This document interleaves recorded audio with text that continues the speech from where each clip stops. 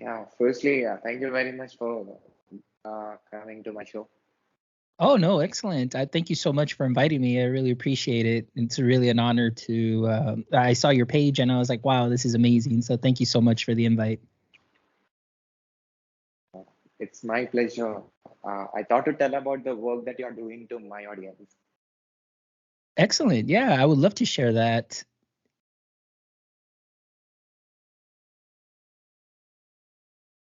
So, can you please introduce yourself? Yes, my name is Alfonso Mendoza, and I am an EdTech enthusiast, podcaster, blogger, content creator, and just a lover of anything technology, augmented reality, virtual reality, Web3. So technology has really become my hobby, I guess, per se, but my passion too as well. So I live in Edinburgh, Texas, which is almost at the southernmost tip of Texas. And, just excited to be here. I've been doing this podcast for 2 years now and a couple of months, and just been excited to share amazing, guests with the world and share the amazing work that they're doing. So it's always a great thing that as I get to learn, people anywhere in the world that can listen to a podcast or just check out the live videos can also learn as well. So it's very exciting to be here and to connect with you as well, as I see that you yourself are very well connected worldwide. And I love the work that you're doing too as well. So that's wonderful. So, EdTech. So, EdTech is your company. Yeah, well, I started a company just called My EdTech Life, and really, it's just what I do is just content creation, consulting, trying to get into a little bit more of the presentations and everything. So this is just something that started from the podcast. So my passion for education, I'm an educator, or I work in education for 16 years now, classroom teacher for 11 years. This is my 5th year as an instructional technologist. So really, I help train teachers to implement technology in the classrooms. And now, because of the podcast, I'm definitely branching out more as far as content creation and wanting to just share the world of EdTech with everybody. And so what I started doing is I just started bringing on guests.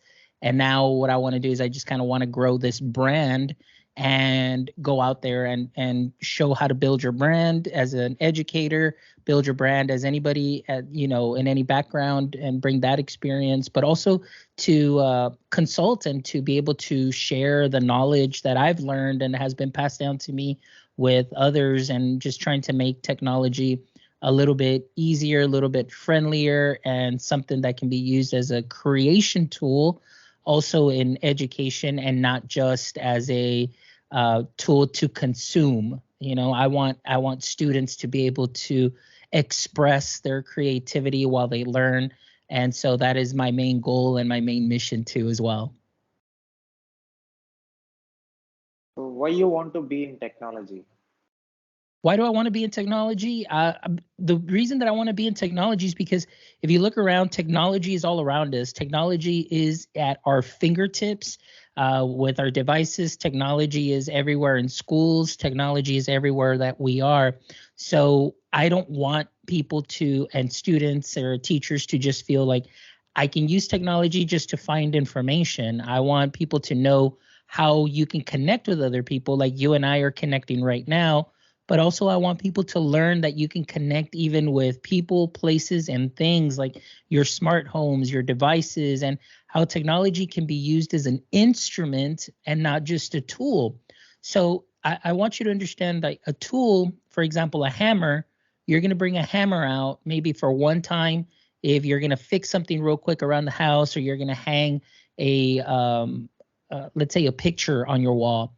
So you're going to find the best tool, and the best tool for a nail would be a hammer. But you're going to bring it out just one time, and you really don't have to know how to master a hammer. It's going to be very easy. But I want people to see technology as an instrument.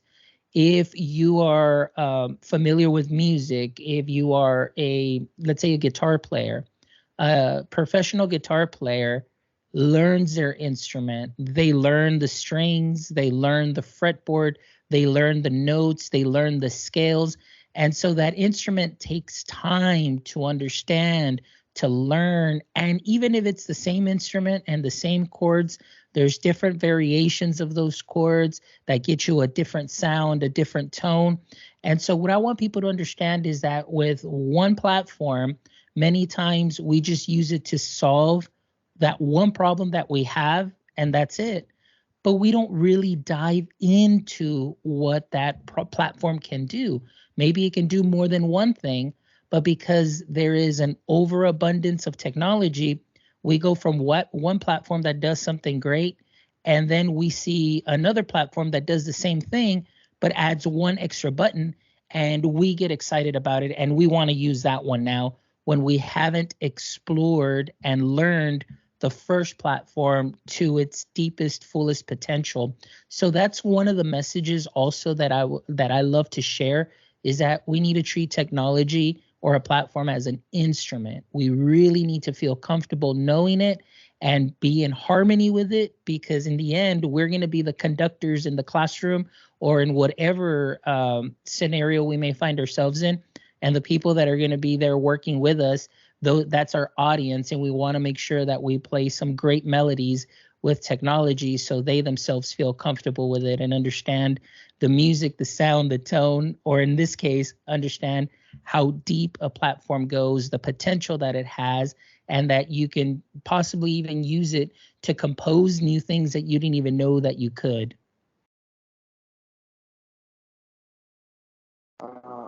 I saw you interviewed so many people, and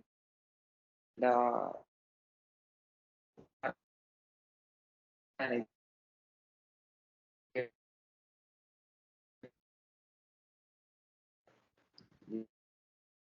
I'm you sorry. and what you are trying to bring and what.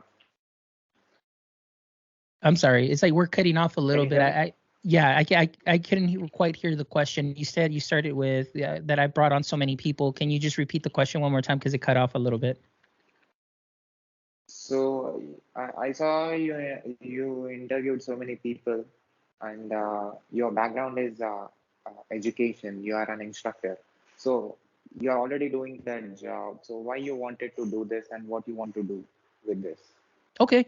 So yes, I'm in education for 16 years, but what I want to do is I believe in the power of connections, and the more people that I connect with, the more people that I can learn from. So for me, it's gratifying to be able to bring in people and interview people that I want to learn something specifically from. Normally what I do is I'll be on Twitter, I'm on social media, and then what I'll do is I'll look all around, and then I'll find people that maybe I've never even heard of, people that are new in the education space, people that are kind of starting to do some great things. And I want to learn what they're doing. I want to learn what their process is. And I want to give them a platform that maybe they can use to be able to share their message with the world and their story, because everybody has a story. So although on my show, you'll see that you have, um, you know, guests that are very well known in the education field, there may be some guests that are, not too well known, but I love their story. So for me, I just want to show people how you can learn from anybody, on Twitter. You can learn and connect with other educators, and that everybody is willing to help. So my passion for education now has transcended into that, where I want to connect people. I want to connect educators from K through 12 through university professionals. I want to connect creators, all, one show at a time. And that's my mission, my vision, and my passion, because one day those connections may be able to create something wonderful for the world and be able to collaborate. So that's really what drives me. That's really what pushes me, that there is a possible way that through these connections, somebody or someone is going to be able to do something great, find a great idea, and is going to get 1% better each day by one thing that they may learn from the shows. Tell me, you as a doctoral student, Yes, I am a doctoral student also. I am in my third year. I started my third year now as a doctoral student, and all of this started during pandemic. In 2019, December, I graduated with my master's degree in educational technology. And then immediately in June 2020, I started my doctoral program. And so everything's been going online. And so that's the beautiful part about technology, being able to do my doctoral classes online because of pandemic and so on. And so I still am able to continue my studies. But my area of specialization is educational technology. And my research that I will be conducting for my dissertation will be on the use of augmented and virtual reality in the classroom setting. So that would be, and I'm still deciding whether it's going to be K through 12 or it'll be in the university, because I've had the opportunity through the show to meet some wonderful professors at the university level that are using augmented reality for their courses. And so students are being able to create their learning. And so I'm really excited about that too as well. And it's just really everything that I've been able to do outside of university has definitely helped be able to do what I'm doing now within my doctoral program. So it's very exciting to be able to marry both worlds, or actually all three worlds: my education world, my podcasting world and passion for technology, and then my learning as well. So that's been wonderful. So, what is the connection between human and technology? Connection between human and technology. For me, the human connection is really being able to, for myself, is simplifying things. My motto has always been keep it simple. And so for me, if I can find one platform, one piece of technology, one app that can help me get back some of my time, personal time, then that is for me the biggest connection of all, to be able to simplify a problem, but also to allow me to express myself and to be creative. So there's a fine balance there. Like I talked to you earlier, oftentimes we want to use the tech to just solve one problem and automate our lives. And wouldn't that be great, where everything would, as soon as we wake up, everything is already set and ready to go. But I want to use technology and push it to the most creative, you know, I don't know, as far as I can go creatively with it, and try new things to solve new problems and to just continue to grow and make this world a better place. I know that a lot of people may not be very comfortable with technology. They may fear technology, but we also need to see the upside, the positive things that come from technology, as it helps us in our daily lives. It can help others in their daily lives. And so for me, it's just making it not overwhelming, having people not fear it as much, and having people have fun with it. And so for me, is the more I have fun with technology, the more comfortable I feel with it, the more comfortable I feel in creating, and then I'll be able to dive in deeper and get to know it a little bit more. So for me, that's that connection that I want people to make. It doesn't have to be overwhelming. You can keep it simple and still do great things.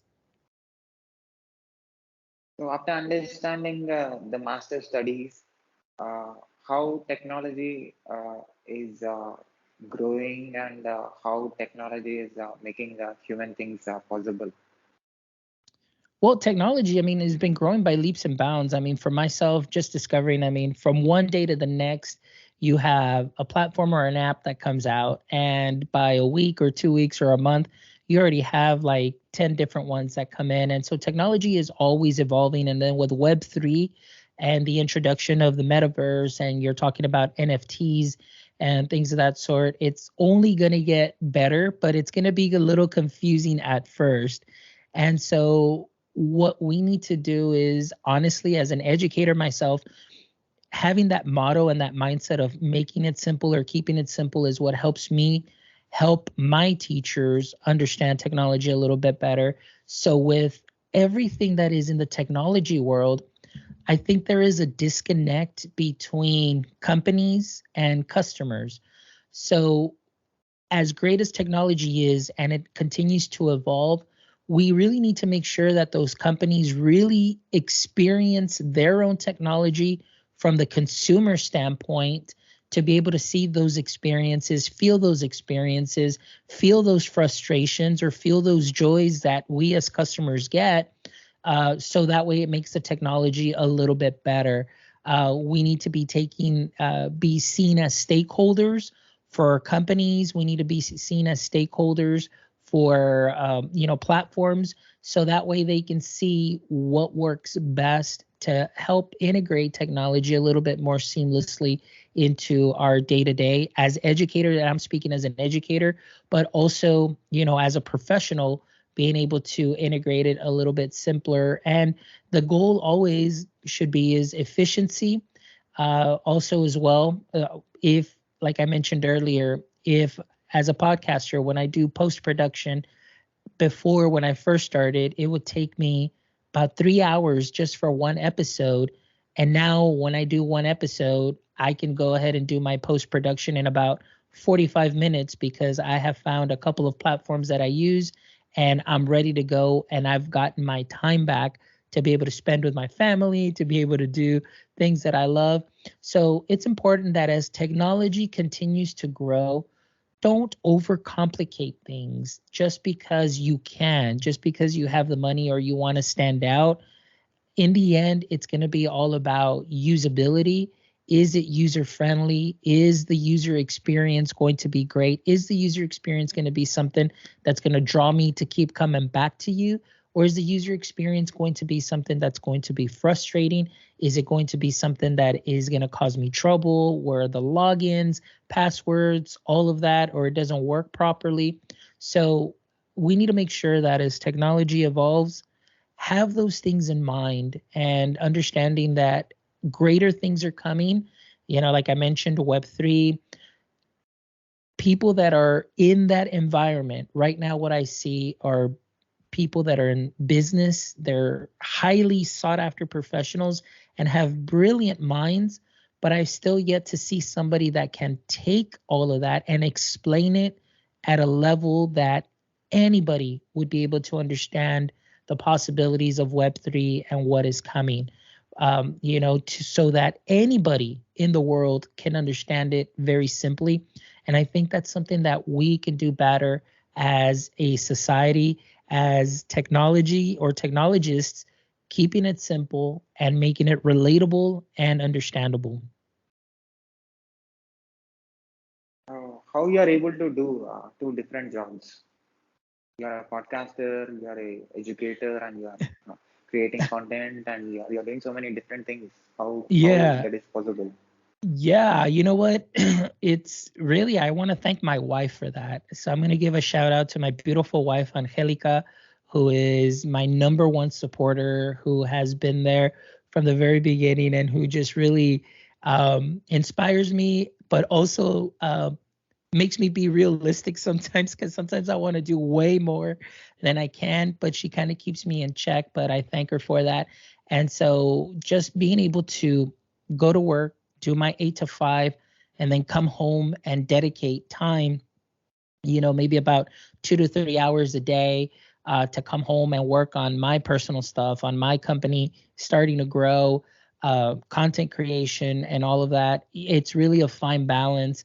So I do wake up very early. Many days I usually wake up around 4:30 in the morning and try and get some work in before I get ready for work. And then after I come home from work, I put in a couple of more hours there of work. And like Saturdays for myself, Saturdays are for podcasting. So that's when I come in, bring my guests in on Saturdays. Sometimes I do have guests during the week when I can. And I am just one of those that whenever I can get guests on, I will get them on, because I get excited and passionate about learning and learning more. So really it's the passion that drives me, the feeling of being able to connect with other educators and learn directly from them, but also that people will learn from that content really gets me excited. And that's pretty much it, just that passion. And so it's a nice work-life balance. And then, of course, we have schoolwork that goes along with it. So, yeah, it's a lot of times it's just a lot of waking up early, going to bed a little bit late. But in the end, seeing the fruit of that work, the fruit of that labor, and making a lot of great friends and being able to collaborate like we are right now, that because maybe you saw a show or you saw something, we're able to meet and now collaborate long distance. And that's really what the exciting part about it is. So I mean, it just really pushes me to get better each day. But yeah, it's tricky, but it's very doable, at least with our schedule. And so I've been very grateful for that. So how you as a educator, that experience, that knowledge is helping you to do the interviews, to be a good podcaster today? Okay. Well, I mean, to be able to be a podcaster with education for myself, I came from a marketing background. I didn't go through traditional college of education. So what I did is I actually went to business school because I wanted to be rich. I wanted to be in business. I wanted to make millions of dollars. But then there was a moment in time, there was a fork in the road that caused me to go a different route. And I fell into education, but I absolutely fell in love with education. So being in the classroom for 11 years, what helped me is the marketing aspect of understanding my customers.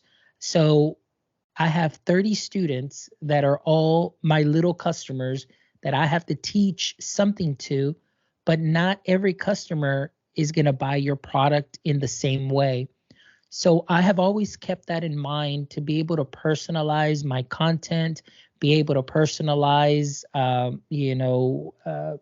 presentations for my customers, for my students, now for my teachers, and now for my audience. To me, it's just about keeping it simple. It's about having fun, making those connections, making it relatable, and with the goal of always letting them know that if I can help you with one little nugget, that you can get from learning to sprinkle onto your practice that you already do great, that it already right there is a win. So what's helped me, again, going back from really not even in education, it's really that marketing background, and then through education I refined my expertise or experience in the classroom, is just really, number one, making the connection first before presenting your content. If you can connect with your student, if you can connect with your audience, if you can connect right now, like you and I, a podcaster to podcaster, making those connections and being relatable, that to me is really how I've been able to find that balance and be able to find that success inside the classroom and outside the classroom. So what service that you want to provide with the company that you started now? Okay, so what I would love to provide is really going back to what we were talking about, allowing people to understand technology a little bit more than technology for technology's sake. I want people to understand and feel that technology is more than what we meets the eye per se, that we can do more with it. But really, I want people to have fun. As weird or as funny as it may sound to some people, I'd be like, what do you mean? It's like, as an educator and even as adults, sometimes I feel that because of life, because of our work, because kids, because, in education, we have deadlines that we need to meet as educators. We have deadlines that we have to meet as professionals. We have responsibilities, obviously, with our family, our wives, our husbands, kids, family, whatever the situation may be. Oftentimes what I feel is that we may lose some of our creativity, and not really lose it, but it's just we don't practice it anymore. We kind of put all that aside because we've got other responsibilities ahead of us. But what I want people to understand is you can go back and you can still have fun with your technology. I want people to learn how to create just something, from pictures, just experiment, just, when they have downtime, just to play around with some apps where they can create some new things, make connections, and so I just want people to see technology, that it doesn't have to be ominous, that technology, you just don't have to be a consumer of it just because I have it on my phone, but that you can turn around and be a creator with it, no matter at what age, no matter at what stage in your life you are. Recently, I think it was this morning or last night, I saw a post by another creator that I follow, and she put, "I can't believe that I'm 31 and standing in front of a camera, videotaping myself and creating content." So I replied to her and I put, "I can't believe I'm 41 and doing the same thing." So I want people to understand that, no matter what stage in your life you may be, that you can use technology to be a creator, and that you can share your story. I think that's one of the biggest things for me, is storytelling is one of the best ways to learn. And if I can learn, for example, from your story and what you're doing, and I find something there that just really connects with me and resonates with me, I'm going to be like just thinking about that the whole time. And I'm going to try and say, well, how can I do something similar with my own spin on it, or with my own take on it, and continue to grow? So it's just, to me, like, be able to storytell, be able to create, and show the world really who you are with the same technology that you may be consuming on day to day, but having fun with it and turning it around and making it useful to you, to share yourself with the world. So you're using technology and you're also teaching technology. Yes. So of course I use the tech, but I also teach, like, at school. That's my job. My job is to use the tech to be able to share with our teachers the tools that we'll be using for that school year, the tools that the students will have access to, how to implement that in their classrooms. And then, of course, outside over here, what I do is I have podcasters that'll reach out to me and say, "Hey, how are you doing this?" Or, "What is your setup?" Or, "I saw a picture of your setup at, on Twitter or on LinkedIn.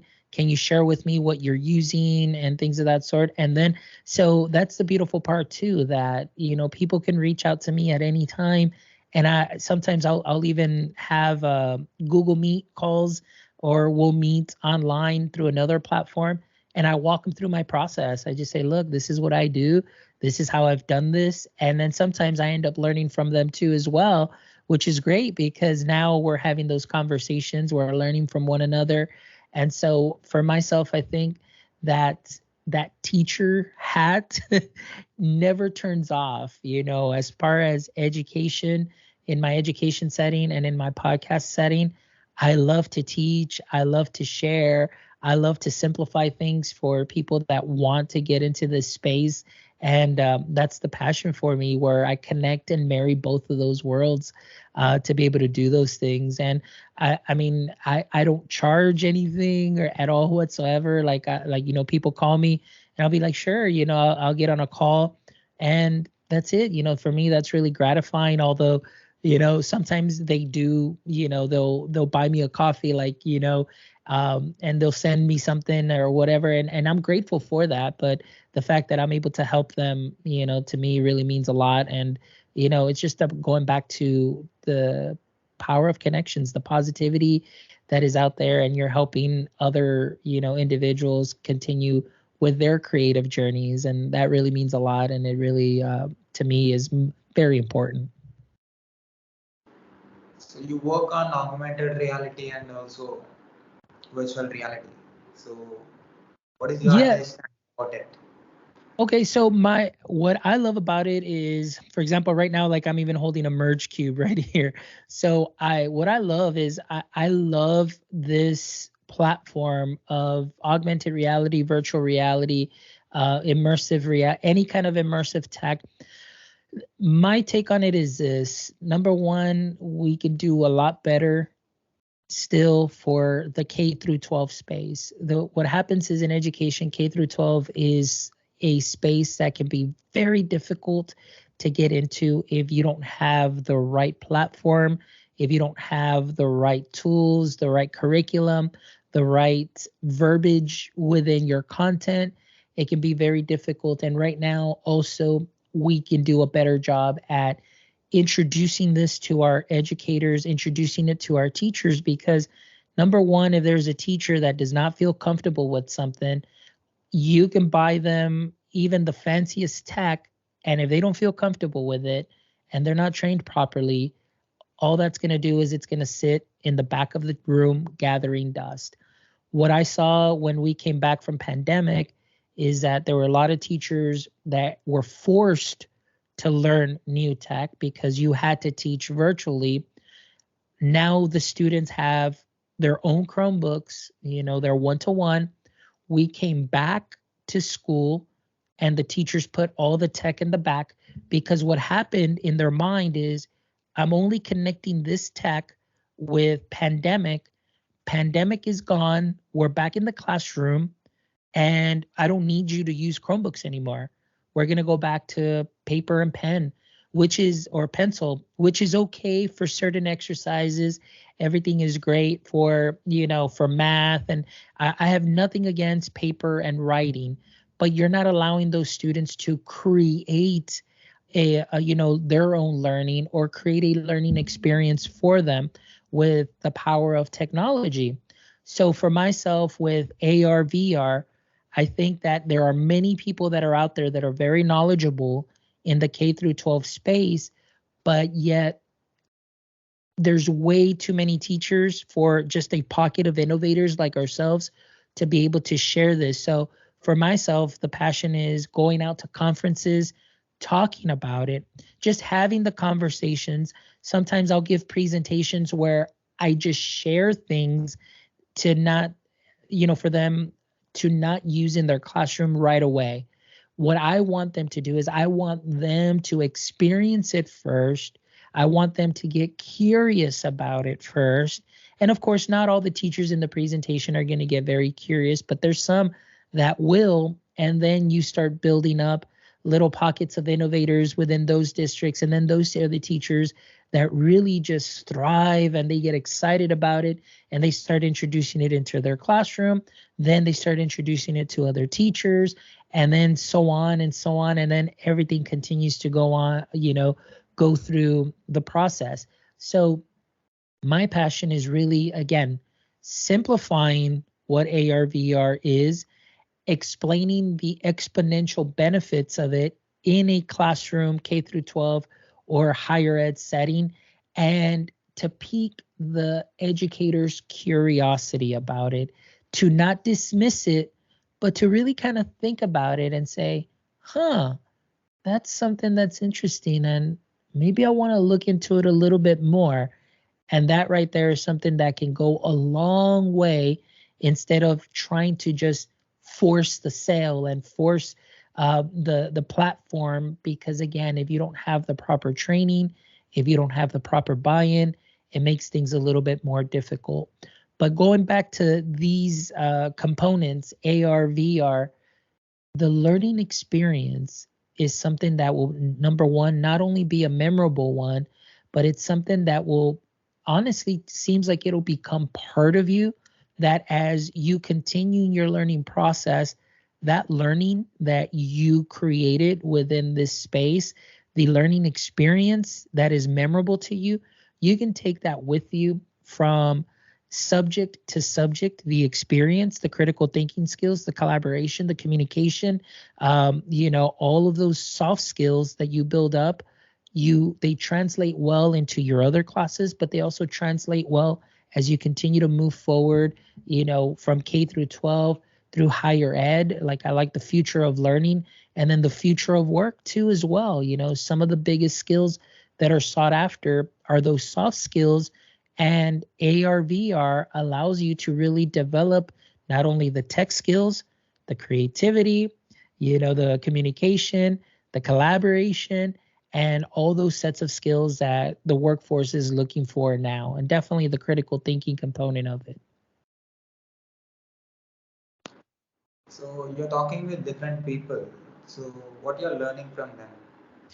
Oh man, so from different guests, it's amazing the things that I learned that are so many to count. But one of the things that I love is learning more about leadership, number one. So for my guests, I'm always looking for tips and on leadership, how to continue to grow professionally, how to continue to have an open mindset.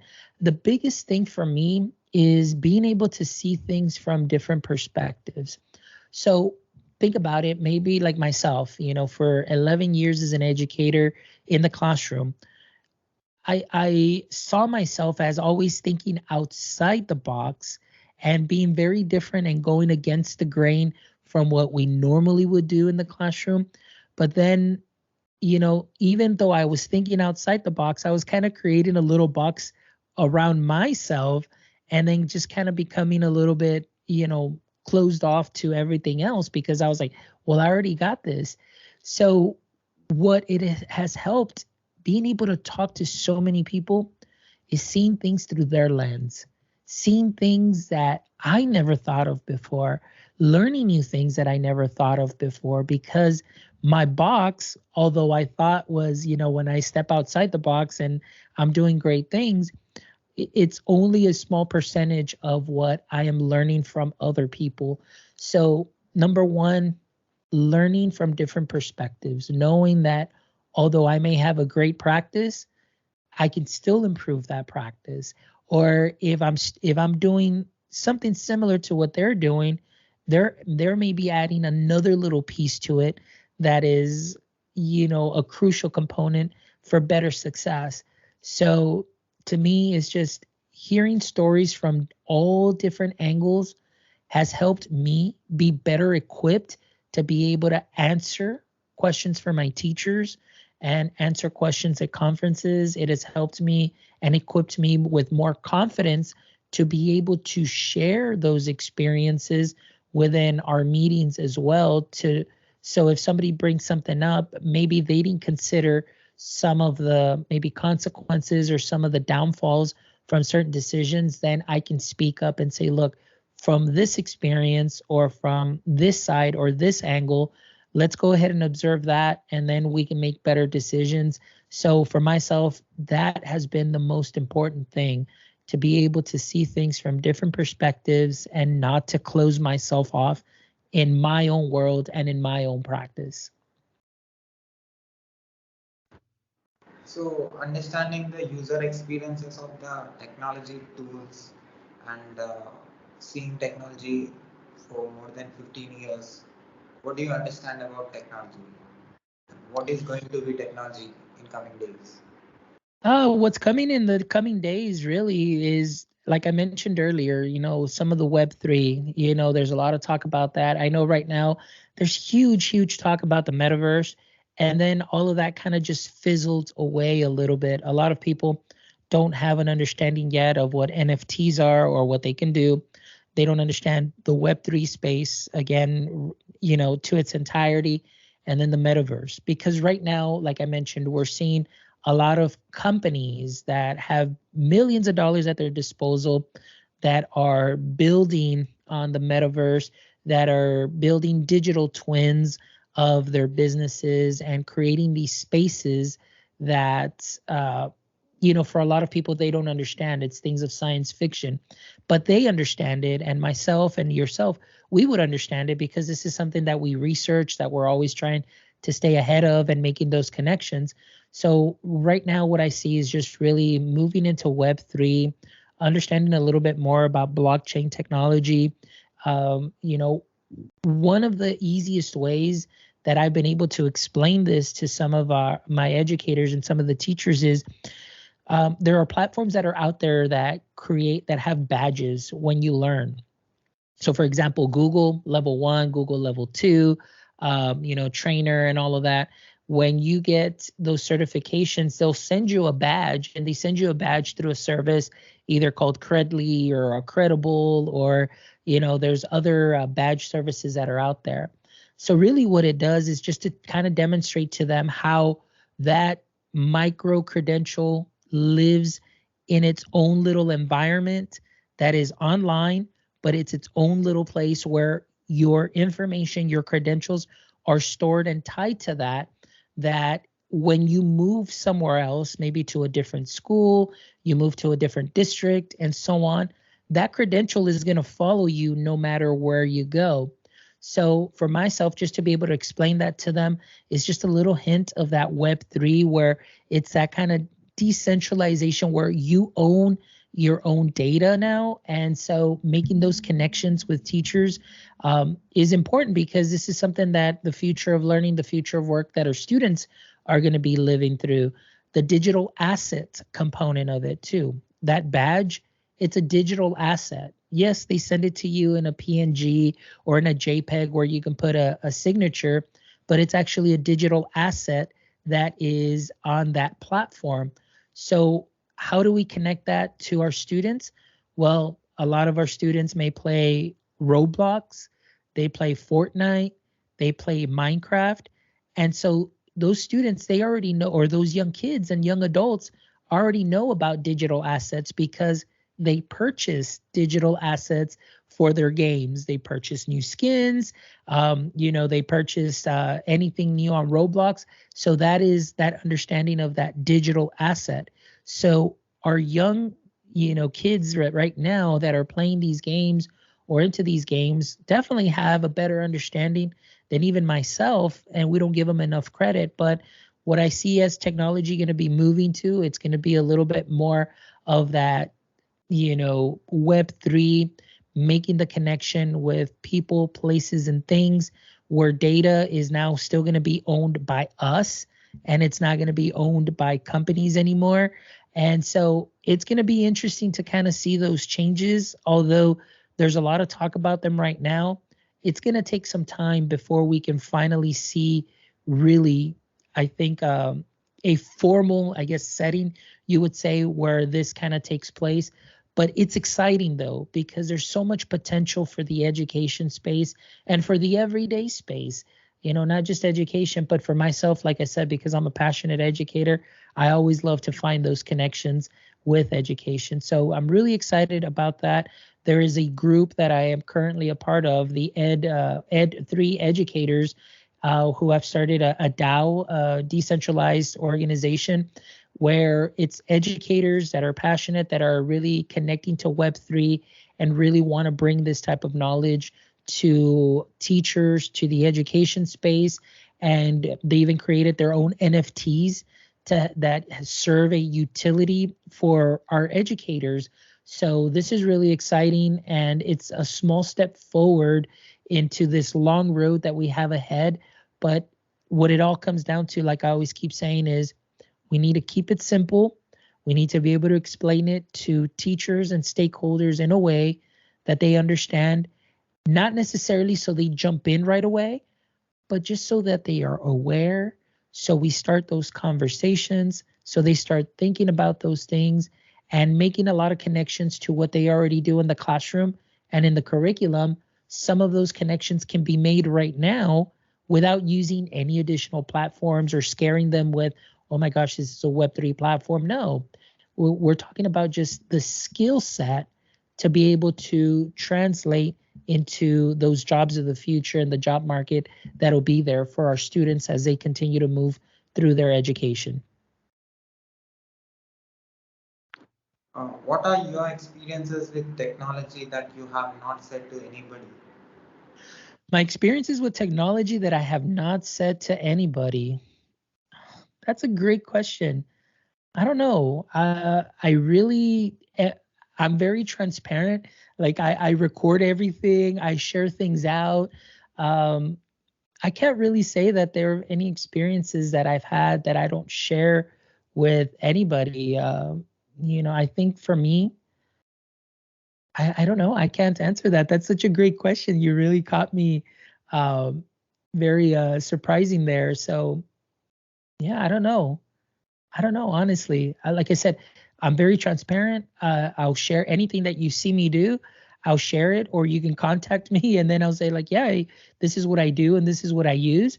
And that's about it. I guess, well, okay, here's one thing though. At technology, I guess, not necessarily in the use form, but I guess in some way, you know, several tech companies that I've reached out to, what will happen is I've applied for certain tech jobs and then they come at you with one number.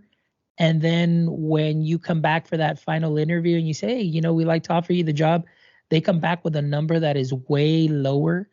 And then they're like, well, you're working from home and all of these things. And so I guess I'll be transparent here with this. There was a company that I applied for and they came with a number and I said, oh man, that's great. You know, I love that. And they told me the detail of the jobs and everything. I was like, this is perfect. I mean, it fits my skill set. I'm really excited. I know the platform very well. And then at the end, when they came back to offer the job, they said, well, here's the final number. And I said, well, wait a minute. Like, this isn't what we agreed on. They're like, yeah, but, you know, you are going to be working from home and you don't have to drive and, you know, all of these things. And we're going to provide you with your equipment and so on. I said, listen, I said, I understand that. I said, but you're not paying me for me working from home, or where I'm working from shouldn't matter. I said, you're paying me for the skills and the skill set that I have to help the company. And they didn't like that. You know, they wanted to come back at a lower number. So for myself, I guess through that experience, I just want to say for anybody, educators and so on, just be very cautious and be very careful, you know, with companies out there that you may be applying for, that you may be passionate about. Sometimes the grass is not always greener on the other side. So I just wanted to share that. What you don't understand about technology? Can you repeat it one more time? What you don't understand about technology? I'm sorry. Hold on. I think you're cutting off. I didn't hear that first part clearly. What you don't understand about technology? What I don't understand about technology. Again, I think for me, the biggest thing that I don't understand about technology is why they have to make it so difficult sometimes, you know, going back. And I don't know, again, my mind works a little bit different about the user experience, the, you know, the layout and things of that sort. Oftentimes I feel like there's many companies that put things together really quick without thinking about the final use case.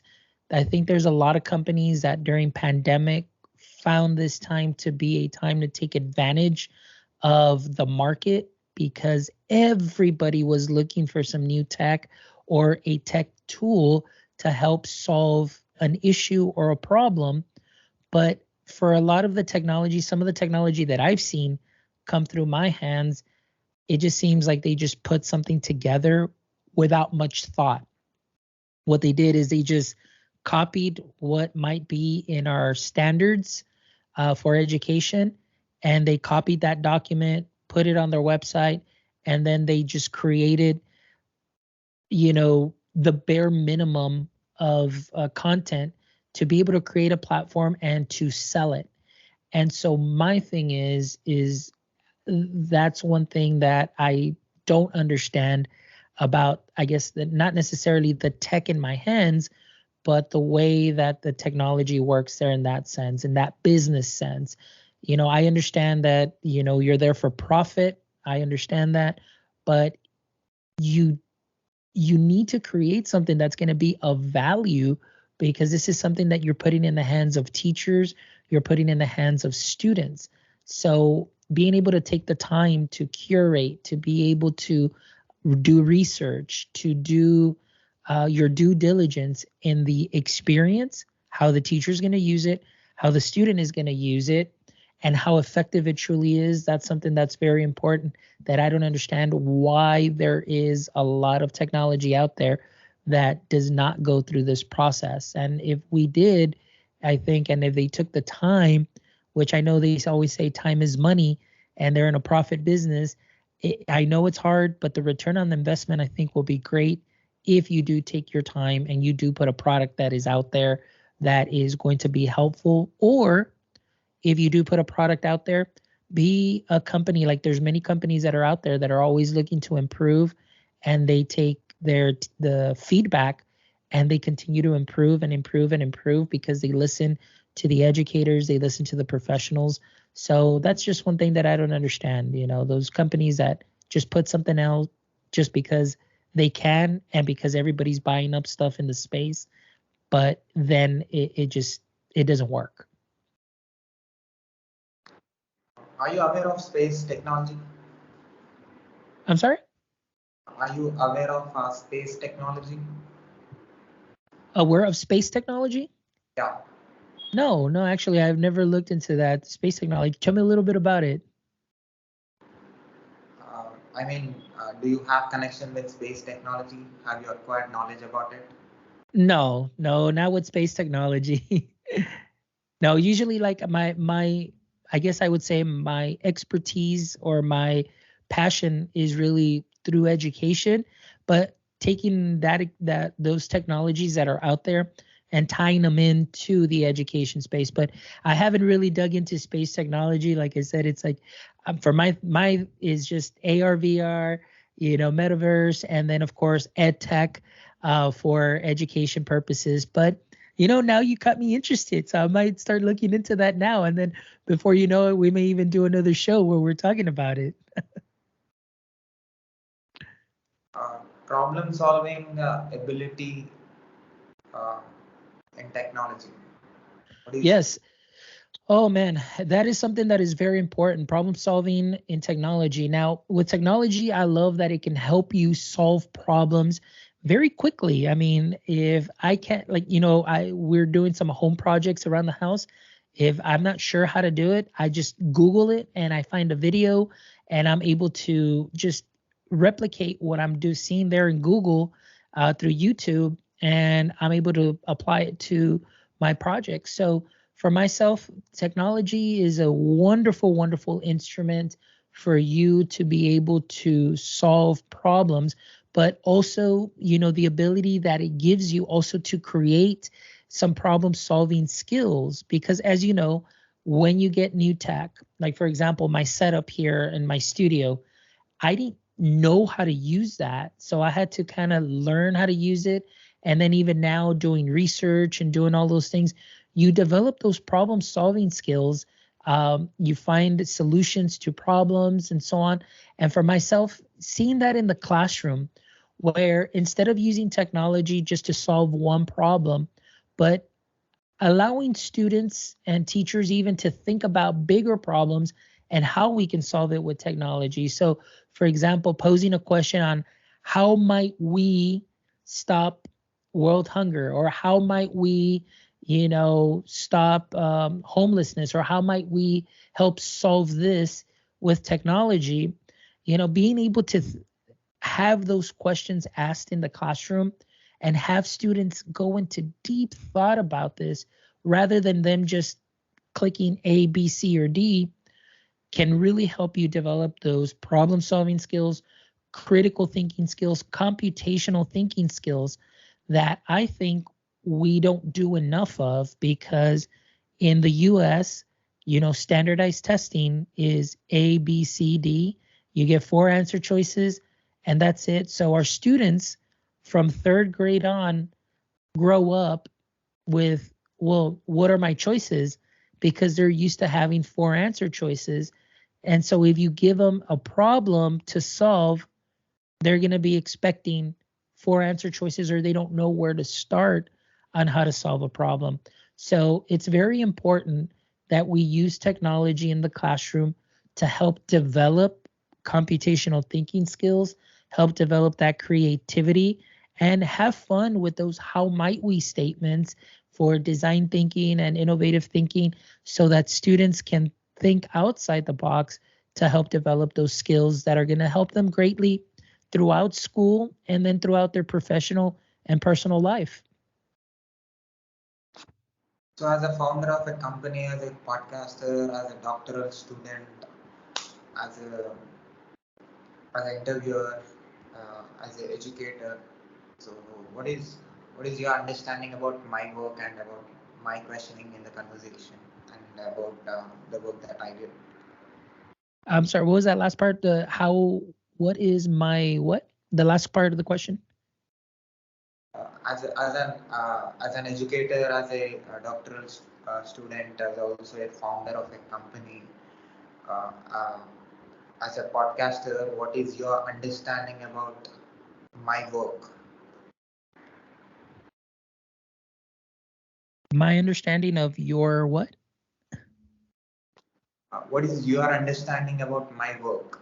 Oh, your work. Okay. For myself, what I love is you're connecting like with people like further than I am. And so for myself, I got really excited because when I saw your list of guests and the work that you're doing is I love that you again are bringing in different perspectives because just like I may see something here in the US, somebody from, England or Germany or around the world that you are interviewing may have a different take because their society and the way that everything is done is very different.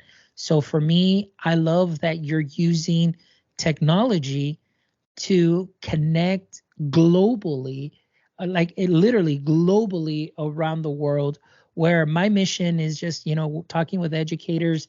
And I'm focusing here in the US because I mean, this is where I do the majority of my work. However, now I'm like, hey, why didn't I ever think about reaching out to other people outside of the United States? I think the most that I've reached out to is in the UK. That's who I've had on. But now the work that you're doing, I love that. To me, it's people are getting not well, number one, are getting to know some wonderful people in the education space, in the tech space, that are doing some amazing things like your guests are. They're seeing things from a different perspective and understanding other cultures, other societies, and the way that they perceive and see things that are tech related or solving problems using tech in a different way. Number three is just that, like we talked about earlier, that power of connections. I mean, you're connecting globally with others around the world. And that's something that to me is very valuable because just like you asked me the question, like, what do you learn from all your guests? I can't even imagine right now how yourself too, learning from guests all over the world. So I love that you are bringing in those different perspectives, but centered around technology and getting to that point of connecting. For example, you and I now are connected, but that now we're connected through your show, through your podcast, and now I can connect with other people that you've had on your show and go check them out and learn from them as well, and continue the learning process. So that's what I love, man. You're doing some great things, and it's like the learning never stops. So that's great. So I did masters in software engineering, also bachelor's in computer science and engineering, and now I'm preparing for AWS Cloud Solutions Architect and Cloud Engineer and Cloud Developer position. I'm writing content on my website right now. So how talking with experts like you who already did so many things in their life, like you did things for 15 years, you already have, your mind has so much information, like people like you who came to my show, I'm talking with them, getting their experiences, how they solved problems, how they did that project, and how they managed it, and how they learned, how they made things possible. All this information, how this energy, this knowledge is going to helpful for me in coming days if I work in IT. Yeah, well, look, for all of this that you can take, really, what I always say is it helps sharpen your skills. Number one, you're going to be well equipped with in the next coming months, in the next coming years, as you continue to be a professional and work in this setting. You're going to be readily equipped that if there's an issue or a problem that is coming, you can go ahead and spot what some of the downfalls may be, some of the things that may not work, because you already learned it or heard it from someone else. And that, I think, is the biggest advantage, that you have that knowledge from all of your guests, that when you see something being presented, immediately you can say, okay, maybe we can go ahead and try it this way or do this, and bring out those things that many may not think about, which is going to make you a very valuable asset, because your vision is not going to be just here boxed in with little visors here. Your vision is going to be something that is going to be global. So those skills that you have are going to be great. The main one, communication and collaboration, because the way that you are reaching out to other people, if you have a problem, you can easily reach out back to them and say, hey, look, this is what kind of, we're working on a project. This is what we're seeing. What are your suggestions? Or I recall that you shared this. Can you tell me a little bit more about that? And then you're able to take that and apply it to your work, which is going to make you very successful. The communication skills, being able to communicate your ideas, that's wonderful too. And also, I would say that even the marketing skills, because for you to be able to produce content and share it out does take some marketing, where you're taking little bits, you're putting it out there on social media, you're branding yourself, and now you are building yourself up to be that subject matter expert or expert in those related fields. So what you're doing is great, and it's going to be very valuable to you in your current studies, in your future studies, in your current work, and in your future work for sure. It's valuable for me hearing a educator like you, because your observation means a lot to me. Definitely, I put your words in my mind, and uh, I want. Can you share your website to my audience, so that my audience will know the service that you're providing? Yes, actually. So right now, I'm still building up my website for my EdTech Life, but really what you can do is you can go ahead and follow or go check out the website for the podcast, so you can learn from other educators here in the US, and, just to kind of give anybody around the world an idea of what education is like, around the United States. We have some wonderful educators, so you can go to myedtech.life, myedtech.life to check out the podcast. And then we'll definitely have the My EdTech Life LLC website up soon, where we plan to offer, virtual services, consulting services, one-on-ones, where we'll be talking about technology integration. We'll be talking about Web3, AR, VR, immersive technologies, and also even podcasting. So that's something that I love to do also as well, is to share the knowledge of podcasting, and just to encourage other, tech enthusiasts like yourself and myself to just click record. I mean, get your voice out there, be heard, because everybody has a story and everybody's stories matter. So that's something that we're going to be doing also as well. So I just want to say thank you also for having me here on your show. And it is quite an honor to be able to be part of your PLN or your PLF, your professional learning family, and to connect with you and to connect with your audience as well. I'll put your web link on the screen, as well as in the description of this video on YouTube. People who find our video on YouTube can see it, and also on social platforms. Can you spell your website to my podcaster? Podcast people who are listening this conversation on podcast. I'm sorry. Can I do what? Can I spell? Your website. Okay. It's MYEDTECHLIFE.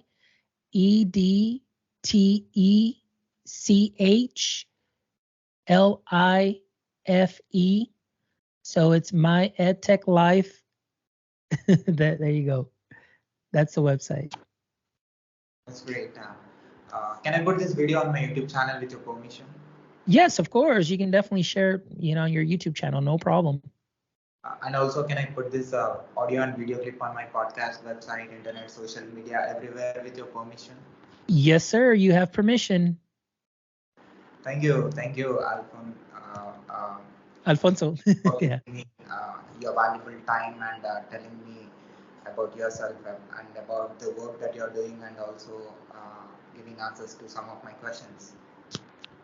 Yes, sir. Of course. It was an honor and a pleasure. Thank you so much for connecting. And this was, it's not often I get to be on the other side receiving questions. So I'm always honored when I get to be asked to be on somebody's show and somebody's podcast. So thank you. Thank you again. Keep going. Thank you.